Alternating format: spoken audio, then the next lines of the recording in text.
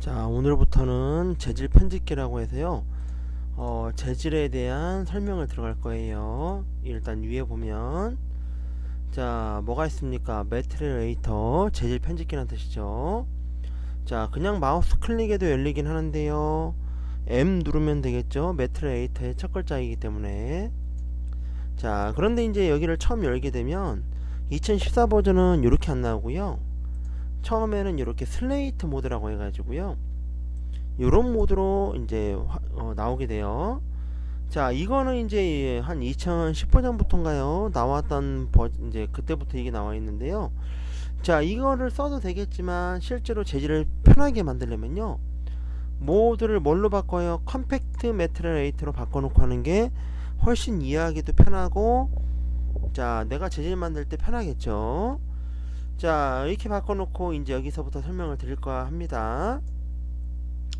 자, 일단 여기 보면 6개의 칸이 보이는데 이 한 칸 한 칸을 가지고 뭐라고 해요? 예, 말을 그대로 윈도우, 그러니까 샘플 윈도우라 부릅니다. 그러니까 뭐예요?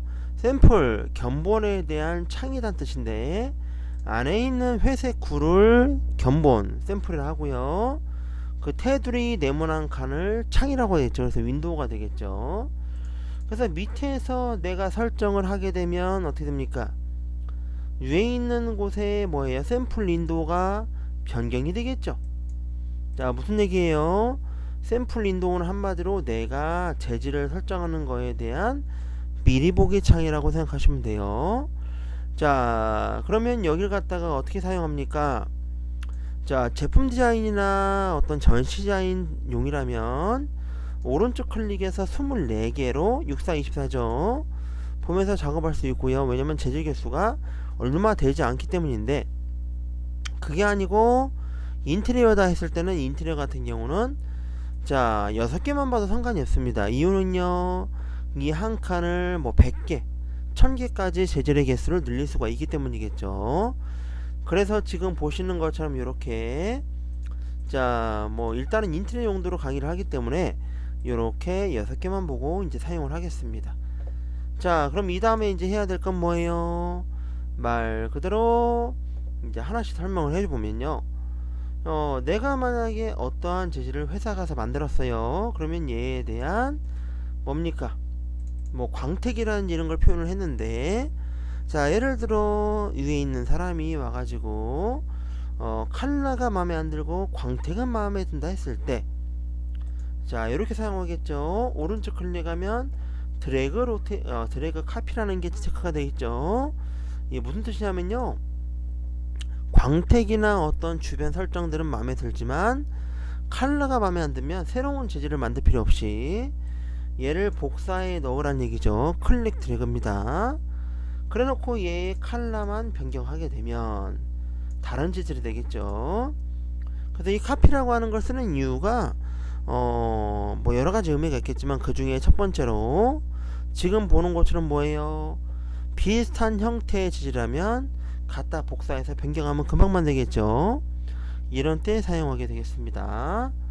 자, 그래서 이제 여기 있는 게 이런 의미고요. 또 오른쪽 위에 가면 샘플 윈도우는 뭐예요? 샘플 타입이라고 되어 있죠.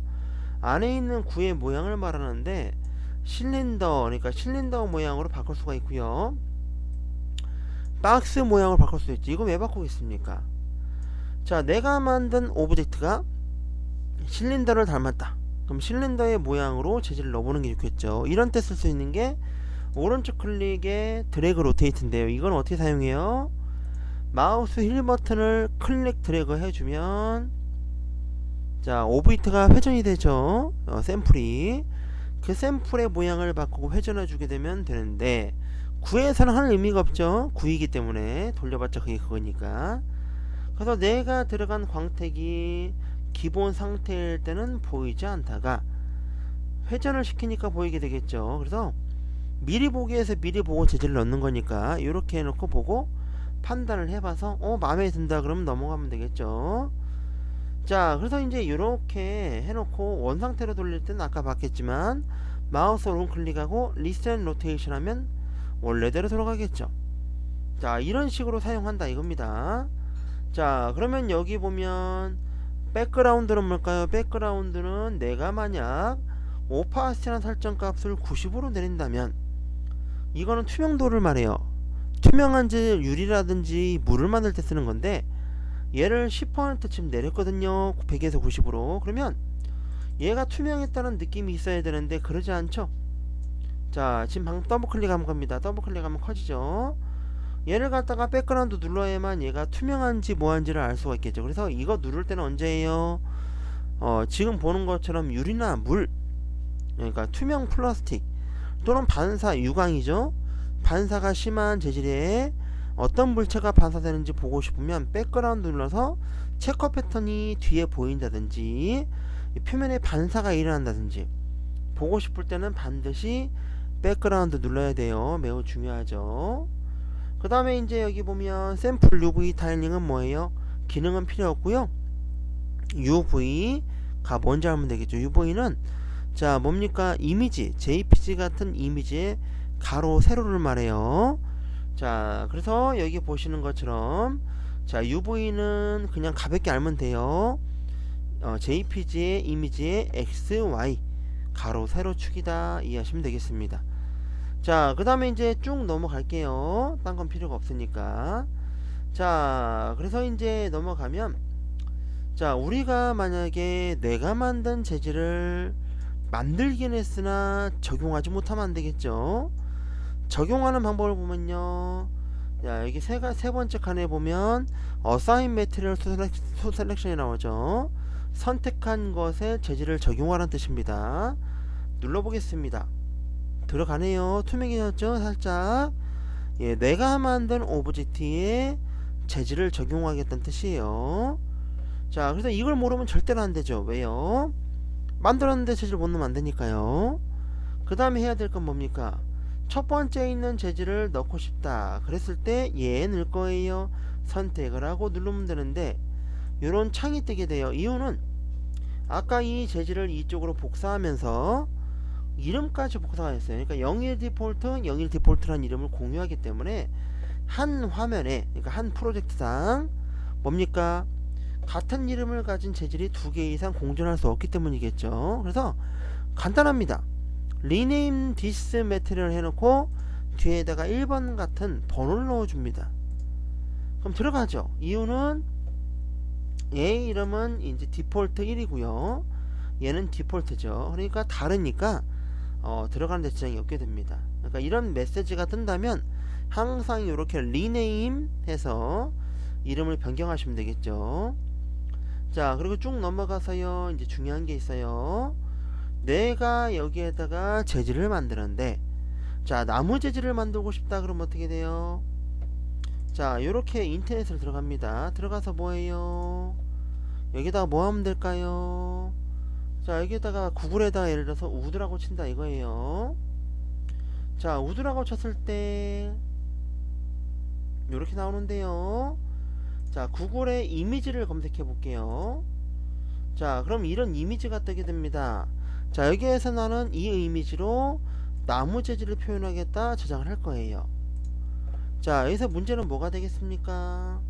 가져와서 이제 여기에다가 디퓨즈라는 곳에다 이미지를 가져옵니다. 디퓨즈가 뭐예요? 이미지와 뭐를 표현한다? 오브젝트의 컬러를 표현한다는 곳이에요. 그래서 이미지라는 건 왜 써요? 나무 재질 만들고 싶은데 나무 이미지를 내가 만들 수는 없거든요. 그래서 이미지를 방금 받은 이미지를 불러오는 용도죠. 자 누르고 비트맵 해봤습니다. 그래서 어디로요? D 드라이브 가서 내가 저장한 폴더가 있겠죠. 그럼 거기에서 불러와 볼게요. 자 그래서 어디에 들어간지는 잠깐만요.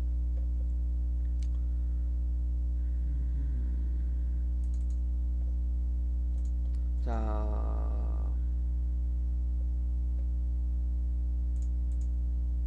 잠깐만요.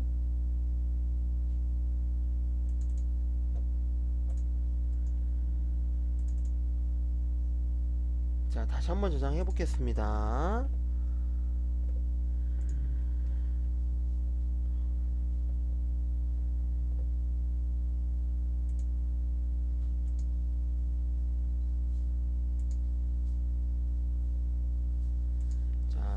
볼게요.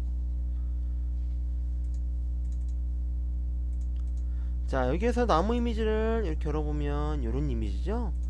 자, 물론 이미지를 고를 때는 더 큰 이미지를 검색을 해야 되겠지만 일단 요거를 해서 찾아보겠습니다. 자, 어디 있나요? 여기 있네요. 자, 그럼 이렇게 이미지가 들어왔습니다. 원본 이미지죠. 다만 문제는 얘를 갖다가 뭐예요? 뭡니까? 티팟이라고 하는 오브젝트죠. 여기다 넣었을 때, 자, 어떻습니까? 렌더링 할 때는 이미지가 보이는데, 뷰포트라고 하는 이 화면에선 보이지 않죠. 이거는 뭐예요? 말 그대로, 자, 우리가 설정할 게 하나 더 있다는 얘기죠. 여기에 보면 Show Shaded Material Input라고 써있지만, 원래 이름은 Show Map Input예요. 맵이 이미지라는 뜻이라 이미지를 보이게 해달라는 뜻이에요. 그래서 디퓨즈에 이미지를 불러왔으면 항상 눌러야 되는 거겠죠. 보이시죠? 그래서 렌더링 했을 때는 같게 나와야 나중에 이미지가 늘어났을 때 보정도 할 수 있는 거죠. 그래서 지금 보시는 것처럼 이렇게 자 이미지를 볼 수가 있습니다. 자, 그리고 또 하나가 이제 뭐예요? 이 창은 뭐냐 이거죠. 요 창을 다시 한번 설명을 드리면 뭐예요? 내가 이미지를 불러오게 되면 항상 이게 뜹니다. 이거는요, 디퓨즈라는 폴더에 들어가 있는 이미지를 보고 있다는 뜻인데요. 그럼 이 폴더를 벗어나야겠죠. 그래서 Go to Parent, 뭡니까? 상위 메뉴로 넘어가라는 얘기죠. 올라가야만 그 외에 나머지 설정이 가능합니다. 자, 이걸 못하게 되면 어떻게 되냐? 이미지만 불러올 수 있고 어떤 효과라든 걸 표현하지 못하기 때문에 재질이 완성이 되질 않겠죠. 그래서 이 줄에서 중요한 건 넣는 거와 이미지 보기와 Go to Parent, 상위 메뉴로 가라. 이 세 가지가 중요하겠습니다. 자, 그 다음에 이제 보면은 또 뭐가 있을까요? 자, 여기 보면 스탠다드라고 되어 있는데 이 부분은요, 예를 들어 내가 부기레이를 설치했고 그 외에 여러 가지 플러그인이라는 걸 설치를 했을 때 뭡니까? 그걸 갖다가 이제 뭐 재질을 변환한다든가, 그러니까 재질의 형태를 변환시킨 거죠. 우리가 쓰고 있는 기본 형태 이거죠. 나중에 V레이 배우면 V레이도 쓰겠죠. 자, 이런 어떤 재질의 형태를 골라주는 곳이다 라고 보시면 되겠죠. 그래서 이렇게 그런 것이다 하고 나중에 V레이 배울 때 추가적으로 알면 되겠습니다. 자, 그래서 이제 밑으로 내려가 보면 왼쪽 중간에 디퓨즈에 M이라고 써있죠. M이라고 하는 곳에 맵 샵 1번이라고 써있는데, 맵 이미지, 그러니까 맵이라는 건 이미지라는 뜻이에요. 이미지가 어때요? th.jpg라는 이미지가 들어가 있죠. 한마디로 대문자 임은 이미지가 불러와져 있고 활성화되어 있다는 뜻입니다. 눌러보면 폴더 들어가기, 올라가면 폴더 올라가기가 되겠죠. 자, 그래서 이제 디퓨즈라는 건 다시 한번 얘기를 하지만 뭐예요? 자, 이미지를 불러오거나, 그러니까 재질을 만들 때요, 화이트보드일 때는 흰색을 쓰겠죠. 예, 그런 의미로 보시면 됩니다. 그리고 위에 있는 앰비언트와 스페큘라는 자, 쓰지 않고 특히나 앰비언트는 잠겨 있습니다. 왜? 디퓨즈랑 같이 설정이 돼야 되거든요. 그리고 스페큘라는 반사 광택의 컬러이기 때문에 의미가 없어서 쓰지 않습니다. 자, 그러면 셀프 일루미네이션 뭐예요? 내가 얘를 서브 클릭해 놓고 셀프 일루미네이션을 만땅 올리면 빛을 내는 재질이 됩니다. 자, 언제 사용을 하느냐? 자, TV 화면이나 모니터 화면을 만약에 꾸민다, 그러니까 인테리어 할 때 설치한다. 그럼 TV에서 불이 켜져서 거기 전원이 온돼 가지고 TV가 나오고 있죠. 그 이미지를 TV 화면 이미지를 여기다 놓고 셀프 일루미네이션 누르면 빛을 내는 야광 설정이 됩니다. 자, 그때만 사용하고요. 자, 그 외에는 쓰지 않습니다. 자, 그 다음에 오파시티는 뭐예요? 투명도인데요. 이 투명도는 어떤 굴절을 가지는 유리의 투명도 그런 건 아니고요. 뭐예요? 단순히 뭡니까? 그냥 바로 어떤 그 직물이라고 하죠. 커튼 같은 거, 이런 형태의 빛이 새어오르는 느낌을 표현할 때 주로 쓰게 되거든요. 실제 뭐 유리랑 물의 투명도와는 관계가 없습니다. 자, 그 다음에 이제 스페큘러 하이라이트는 광택 전도인데요. 자, 이거는 이제 스페큘러 레벨은 아까도 보셨겠지만 이 재질의 뭐예요? 광택의 정도죠? 얼마나 강렬할까? 옆에 있는 그래프도 있고 이렇게 있는데요. 일단 중요한 건 스페큘러 레벨이라는 건 반사의 정도고요. 반사율이라고 하겠죠. 글로시스는 뭘까요? 반사된 물체의 선명도인데 여기선 반사된 어떤 위에 있는 동그란 조명이 있다면 그 조명의 반사의 선명도가 어떻게 되느냐, 그런 설정입니다. 그래서 이제 여기를 제대로 설정을 해보면 12에 7이면 어떤 의미냐, 반사율도 최대 1000인데 거기서 10이니까 1000분의 12, 그러니까 거의 뭐 1% 정도밖에 안 되는 반사율을 가진다. 그리고 글로시스는 최대값이 100인데 7이니까 100분의 7이겠죠. 자, 반사되는 선명도가 매우 낮다. 그래서 이 12의 7을 입력하면 뭡니까? 우리가 무광이라고 말하는 노출 콘크리트 면티 같은 걸 표현할 때 쓰는 설정이고요. 그 외에 위에 20부터 어디까지요? 대략 한 90 정도구나 100 정도까지. 일반적으로 우리가 뭐 보는 책상이 유광이다, 뭐가 유광이다 할 때 유광이라 그러잖아요. 예, 물론 유광에는 금속도 있곤 하지만 금속은 더 반사가 잘 되는 경우가 많죠. 그래서 일반적인 유광이라고 보시면 되고, 그리고 한 100 정도부터 최대값이 얼만큼? 한 200 정도까지를 뭐라고 합니까? 우리가 말하는 금속, 생 같은 거 이런 걸 말합니다. 원래는 최대값이 1999지만 그렇게까지 올려도 효과가 비슷하기 때문에요. 그다지 많이 보지 않고요. 100에서 200 정도까지만 해서 예, 이렇게 봅니다. 자, 참고로 볼 거는 반사율이 100이 999고 글로시스 최대값 뭡니까? 100이 되면 거울이 돼야 마땅한데 되지 않기 때문에 이렇게 쓰는 거예요. 자, 그러면 밑에 글로시스는 범위가 100까지죠. 여기는 0.1에 0.1이 아니고 7에 여기가 10이면 무광이잖아요. 그럼 여기가 만약에 유광이다, 유광 60이다, 그러면 얘는요 그 절반 값이 30 정도에서 살짝 더 올린다든가 살짝 더 내리는 설정을 해주면 적당히 유광의 범위가 나오게 되겠죠. 자, 그 다음에 이제 뭐예요? 그러니까 이 두 개의 설정은 정비례다 이렇게 생각하시면 됩니다. 자, 그래서 이제 여기가 위에가 만약에 100이다, 금속에 가까워진 거죠. 이럴 땐 50을 해보고, 자, 내가 만들고 온 제품이나 소품의 광택을 보고 마음에 드는 설정을 올리거나 내리거나 하면 예, 일반적인 뭐 유광이라든지 만약에 위에가 150이 되면 밑에도 좀 더 올려서 이렇게 금속이라든지를 설정해 주면 됩니다. 물론 이게 지금 보면은 불린이라고 되어 있는 타입인데요. 불린이란 타입은 반사되는 그러니까 금속의 표현은 아니고요.